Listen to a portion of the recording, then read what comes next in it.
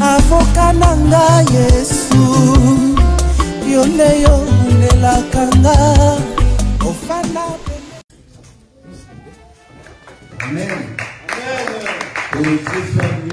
Amen. Nous aimons ces genres de moments, le moment où nous sommes dans la prière, parce que dans la vie que nous menons, la vie chrétienne sans la prière, elle ne va pas faire long feu. Tu as beau croire en Dieu, si tu ne pries pas, tu ne pourras pas faire face aux épreuves de la vie. Parce que c'est à cela que nous sert la prière, à tenir ferme. Et tu ne peux tenir ferme que si tu es un homme de prière. Amen. Amen. Donc la prière est une bonne chose et très importante dans la vie d'un chrétien. Un chrétien qui ne prie pas, eh ben, c'est un chrétien qui sera défaillant. Amen. Amen. Alors, j'ai beaucoup aimé les versets que mon frère a donnés, surtout celui de Luc 22. Je vais quand même le lire, Luc 22. Luc 22, Luc chapitre 22, verset 31. Verset 31. Le Seigneur dit, Simon, Simon, Satan vous a réclamé. Vous vous criblez comme des fromages. Verset 32. Mais j'ai prié pour toi, Amen, afin que ta foi ne défaille point. Simon, Simon, Satan vous a réclamé. Satan réclame, mais nous réclame tous les jours parce que Satan veut détruire ce que nous avons. Amen. Et ce que tu as de plus précieux dans ce monde, ce n'est pas tes biens, ce n'est pas ta santé, c'est ta foi. Pourquoi? Parce que la foi, la Bible dit, la foi vient de ce qu'on entend et ce qu'on entend vient de la parole de Christ. Donc la parole de Christ en nous, c'est ça qui fait notre foi. Christ en nous, c'est ça notre foi. Et Satan veut détruire cela. Il veut le détruire parce que par la foi, tu vas hériter de la vie éternelle. Or, Satan, la Bible dit, ce que le diable veut, c'est entraîner un grand nombre de peuples pour que tout le monde aille avec lui. Mais j'aime beaucoup l'intervention de Jésus dit, mais Verset 32. Au verset 32 dit, mais j'ai prié pour toi. Alors j'aimerais que nous puissions comprendre cela. Nous ne sommes pas n'importe quel peuple. Nous sommes un peuple que Jésus-Christ lui-même a prié pour que nous ne fassions, nous ne tombions pas. Alors réalisez un peu. Jésus a fait une prière pour toi. Qui peut t'aider? Quelle épreuve peut t'aider? Il y a la prière de Jésus qui est avec moi.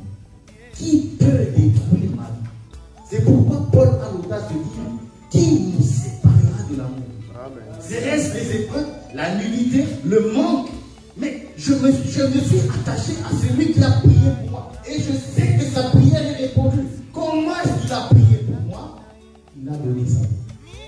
Il est avec moi. C'est ça la prière de Jésus. C'est l'œuvre de Dieu. Alors, je bénis Dieu pour cela.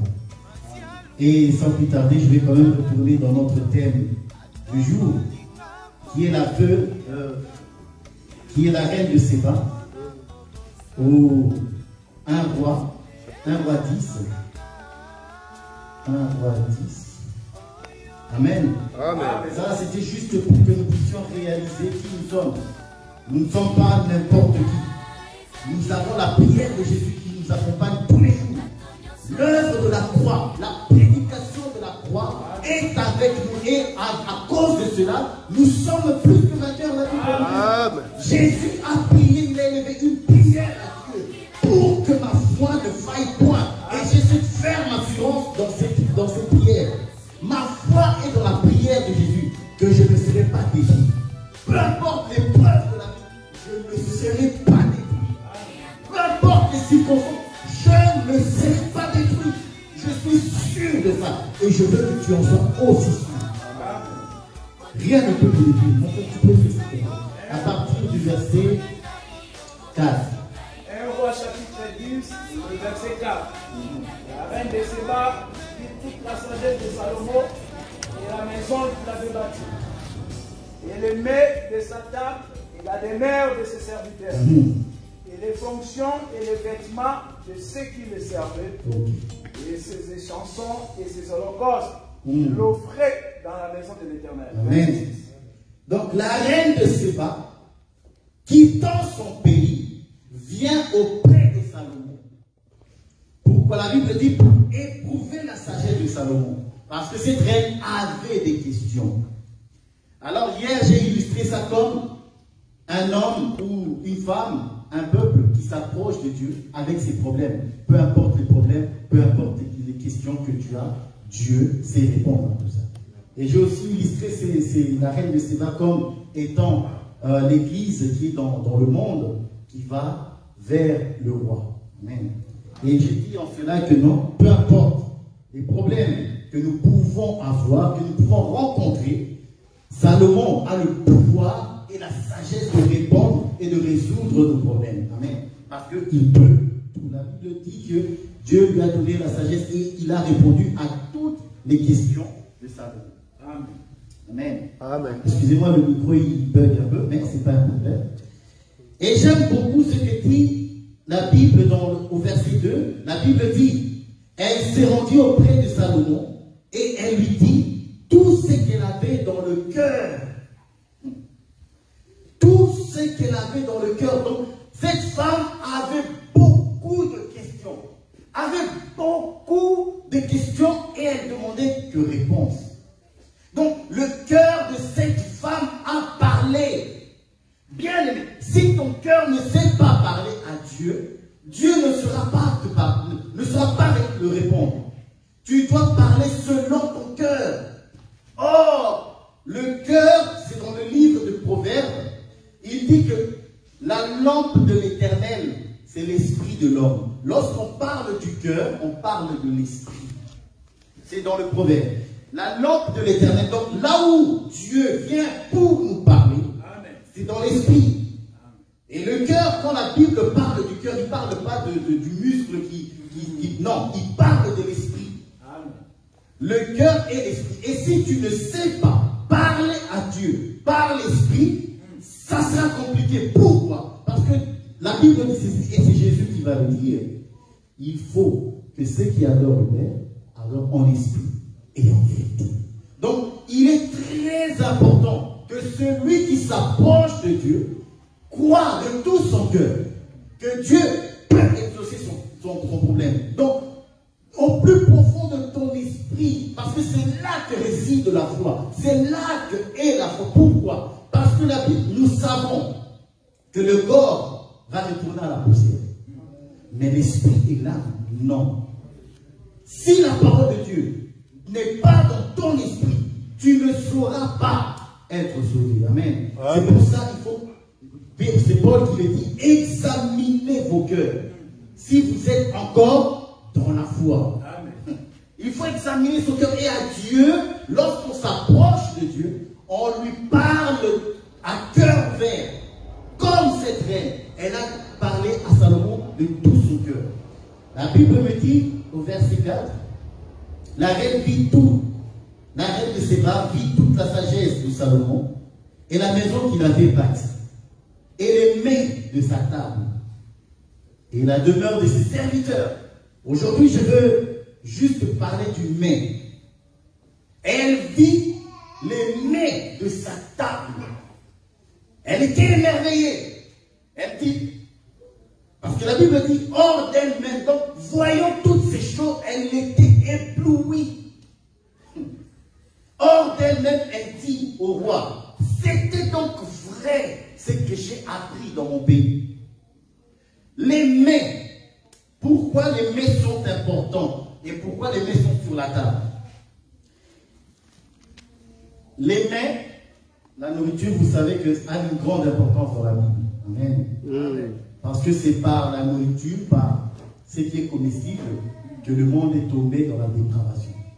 C'est aussi par la nourriture que Jésus va dire ceci. Si quelqu'un me mange de ma chair, si quelqu'un me boit de mon sang, il ne peut être sauvé.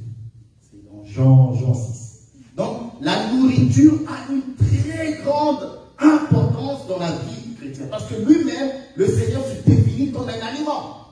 Il se définit comme le pain. Il se définit comme de l'eau. Il se définit comme l'agneau. D'ailleurs, pour sortir de l'exode de l'Égypte, il a fallu que ce jour-là, un agneau soit immolé et que Israël mange pour pouvoir ensuite sortir. Donc, l'alimentation, le mets, la nourriture a une grande importance dans la vie chrétienne. Amen. C'est tout un homme. L'alimentation est tout un homme dans la personne de Christ. Amen. Et nous allons prendre un verset dans Malachie. Malachie, j'aime beaucoup ce verset. Malachie au chapitre 2. Malachie chapitre 2. À partir, non, chapitre 1, au verset 11, à partir du verset 11. Malachie chapitre 1, verset 11. Car depuis le lever du soleil jusqu'à son couchant, mon nom est grand parmi les nations, et en tout lieu on brûle de l'encens en l'honneur de mon nom, et on présente des offrandes pures. Et on présente des offrandes pures. Car grand est mon nom parmi les nations, dit l'Éternel des armées. Donc continue. Verset 12. Mais vous les profanez. Vous le profanez. En disant, la table de l'Éternel est souillée. Aïe! Et ce qu'elle rapporte est un aliment méprisable. Dieu parle au sacrificateur. Dieu parle au sacrificateur pour le faire comprendre que ce que vous faites et ce que vous dites contre moi est grave. La reine de Séba, venant d'un pays lointain, vit la table du roi, elle s'est émerveillée. Mais vous les sacrificateurs, vous qui avez habitude, vous à qui j'ai donné le culte, à qui j'ai donné le sabbat, à qui j'ai donné le temple, juste, vous le méprisez. Il dit quoi? Mais vous le profanez en disant, la table de l'Éternel est souillée. Et ce qu'elle rapporte est un aliment méprisable. Ce peuple, en ce temps-là, vient de mépriser Christ. Ils viennent de dire que Christ n'est pas bon. Ils viennent de dire que les mets de l'Éternel, ce que l'Éternel donne, c'est grave. Ce que Dieu donne, c'est son Fils, c'est son agneau pour le salut des âmes. Et comment est-ce que toi, sacrificateur, qui a la sagesse et l'intelligence de Dieu, peux-tu mépriser cela? C'est pour ça Jésus-Christ, plus tard, va dire aux Juifs, la reine du Midi se lèvera contre ce peuple pour le juger. Pourquoi? Parce que vous avez dit que l'aliment de l'Éternel est méprisable. Cet aliment est méprisable, essuyé. Donc, ce peuple ose dire que l'agneau de Dieu que nous mangeons, que le vin que nous buvons, que l'eau que nous buvons, que le pain que nous mangeons est un aliment souillé et méprisable. Bien, c'est grave. C'est très grave. Alors je n'aimerais pas que ce soit notre cas. Parce que plusieurs écoutent la parole de Dieu. Et plusieurs ont trop tendance à mépriser la parole de Dieu. En disant, qu'est-ce que je vais aller faire dans ces assemblées? Vais-je me nourrir de la Bible? Plusieurs ont trop tendance à mépriser ce que Dieu a. Mais, Jésus va dire, la reine de Séba s'élèvera en jugement contre ce peuple. Bien-aimés, soyons puissamment fortifiés. Amen. Ne méprisons pas le don de Dieu. Amen. Parce qu'il n'y a pas de rédemption, il n'y a pas de salut, il n'y a plus de grâce pour ceux qui méprisent ce temps de grâce. L'alimentation, l'aliment que Dieu nous a donné. Amen. Que Dieu vous bénisse. Amen.